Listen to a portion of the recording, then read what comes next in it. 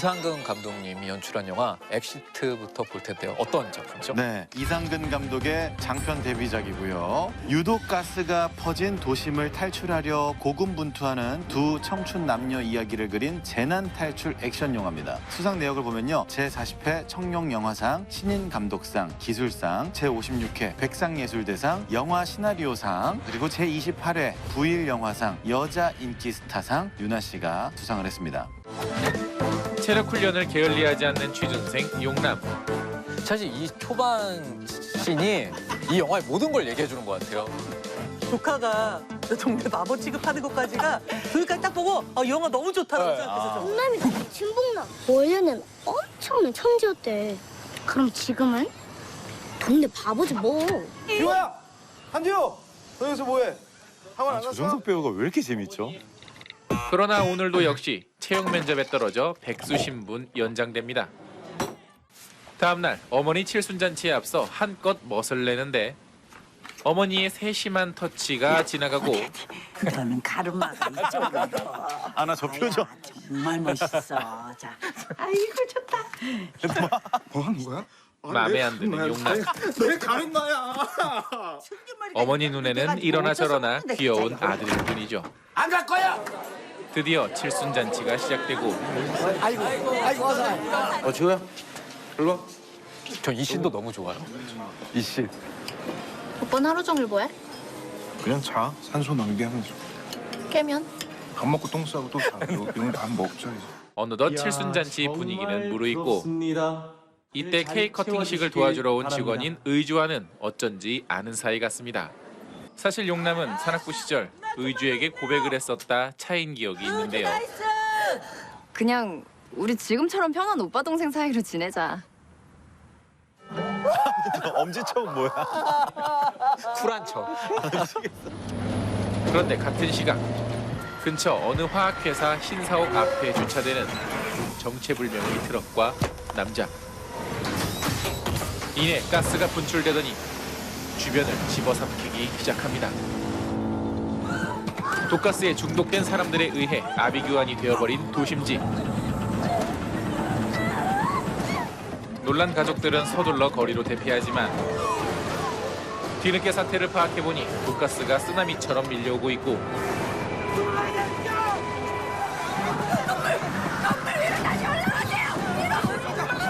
가족들은 다시 건물 안으로 대피해보지만 엄마가 온다고.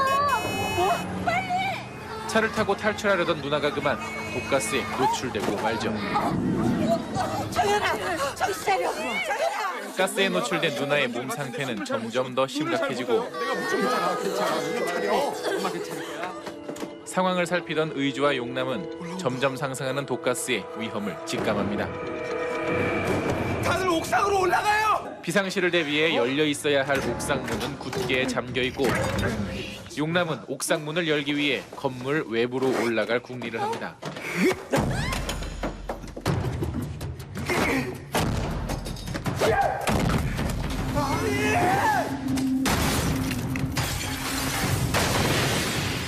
바로 그의 주특기인 클라이밍을 활용해서 말이죠.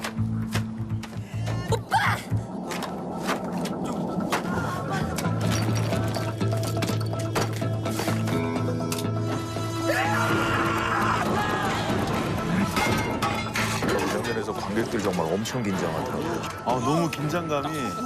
탄성이 탁 터져 나왔을 것 같은데. 그동안 숨겨둔 클라이밍 실력으로 조금씩 건물 외벽을 오르기 시작합니다.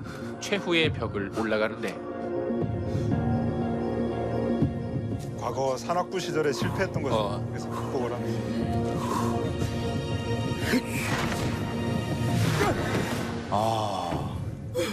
마침내 성공한 용남의 계획. 그렇게 모든 가족들이 옥상으로 올라왔지만 구조 헬기의 눈엔 잘 띄지 않는 것 같습니다. 여기가 보라고요.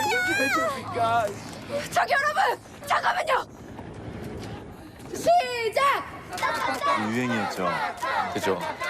핸드폰 불빛으로 SOS 모스 신호도 보내보고 사람 살려주세요! 노래방 마이크로 살려달라고 소리도 쳐보고 의주의 재치로 간판을 껐다 켜며 시선을 끄는데 성공. 그렇게 온 가족이 탈출 헬기에 몸을 싣는데 의주야 빨리 타. 나오세요. 더 이상은 안 됩니다. 그게 무슨 소리예요? 중량 초과되면 케이블이 끊어질 수도 있다고요. 더 이상은 안 돼요. 잠깐만요. 한 명만 제발 한 명만. 아니야, 오빠가 타, 오빠가. 금방 다른 얘기가 올 겁니다. 조금만 기다려주세요. 무게 제한으로 용남은 어쩔 수 없이 남아있기로 결정합니다. 타고 싶어. 물론 의주도 함께 말이죠. 그런데 구조대는 용남과 의주를 발견하지 못하고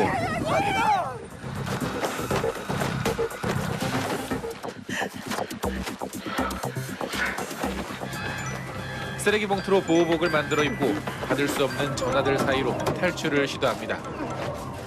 여전히 옆 건물 옥상 문도 잠겨 있기는 매한가지. 결국 헬스클럽을 통해 또 다른 옆 건물로 탈출하려는 그들.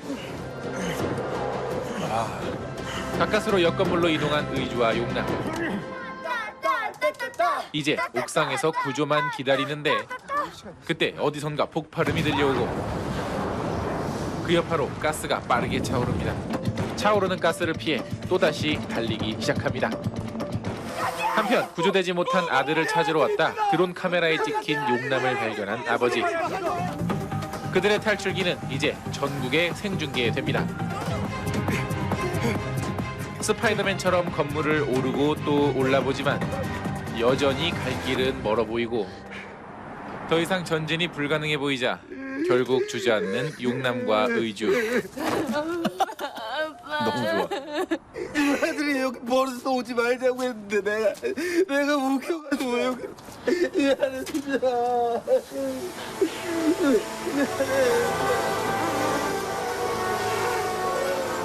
절망할 무렵 나타난 드론 부대가 가스를 저지시키고 옆 건물에 로프까지 걸어주는데 성공.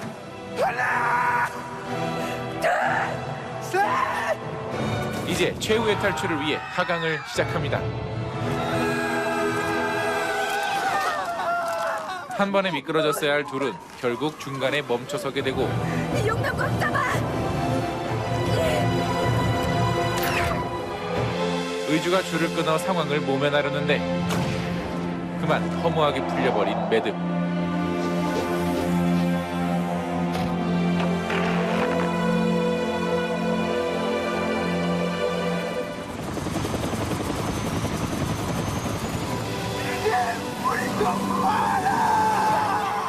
그렇게 추락할 줄 알았지만 안전망에 떨어졌던 그들은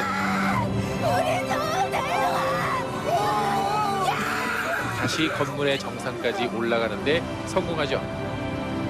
그리고 끝내 이곳을 탈출합니다. 너 이 새끼! 너! 고맙습니다. 고맙습니다. 세상 보잘것없는 일인 줄만 알았던 취미생활도 재난 상황 속에선 소중한 가족들을 구할 특기였음을 용남은 증명해내죠. 우주야! 이거 잘 썼어. 나중에 줘. 난 무거워서 오늘 못 들고 갈 것 같아. 이게 뭐가 무거워? 아니 나는 무겁다고. 나중에 줘. 응? 하늘 아래 하찮은 재능 하나 없는 청춘들의 탈출기. 엑시트였습니다. 아, 너무 기분 좋아진다. 네. 흔히 우리가 그 텐트폴 영화라고 하는 영화가 가지지 못하는 경쾌함이 있어요. 그 텐트폴 영화는 필연적으로 약간 비장해지든가 아니면 되게 감정적으로 세지던가 뭐 이런 게 있는데 이 영화는 경쾌하잖아요. 맞아요. 네, 그런 것들을 잃지 않았다는 점에서도 감독이 정말 훌륭하다라는 생각이 들더라고요.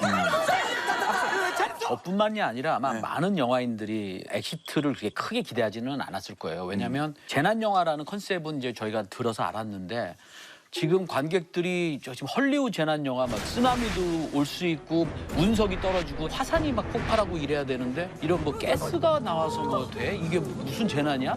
저희들 이렇게 조금 과소평가하는 부분이 있었는데 야 이런 가스에서 실제로 우리가 겪을 수 있는 일이구나. 그러니까 리얼 재난을 컨셉으로 했기 때문에 리얼 재난은 사실 우리가 별로 못 봤거든요. 그래서 아 이거 굉장히 아이디어가 있고 기획력이 있는 진짜 말 그대로 한국형 재난 영화가 나왔구나.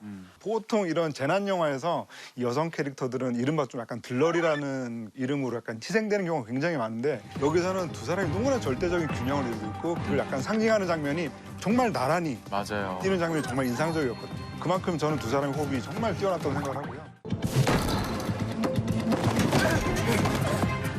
지금까지 봤던 재난 영화하고는 많이 다르고 독특한 점이 진짜 많잖아요, 엑시트는. 그러게요. 기존 재난 영화 공식을 좀 탈피한 게 보이는데요. 한국형 재난 영화 그러면 이제 막판에 굉장히 비장미가 넘치고 울어야 되잖아요. 죽어나가면서 긴장과 감동 이제 이런 코드가 좀 있었는데 이 영화는 이제 오히려 더 유쾌함들이 계속 묻어나고.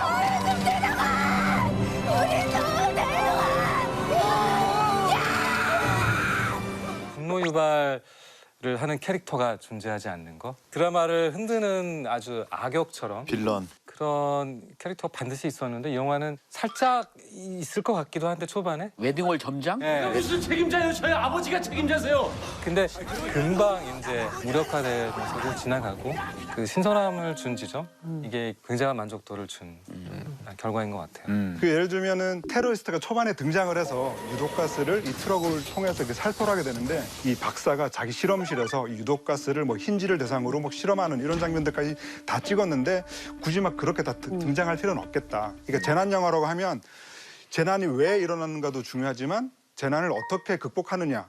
이게 두 가지가 균형을 이루는 건데 사실 이 작품은 거의 후자 쪽에 집중돼 있다고 할 수 있을 정도로 재난 영화에서 이제 클리셰처럼 등장하는 그런 왜라고 하는 요소를 좀 없애버린 그런 미덕이 있는 것 같아요. 맞아.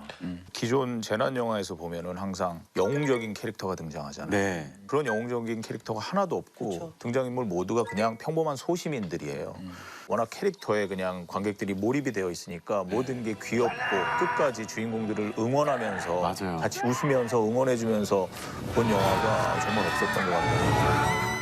저런데 저렇게 높은 건물로 된 회사에만 원서 낼 거야.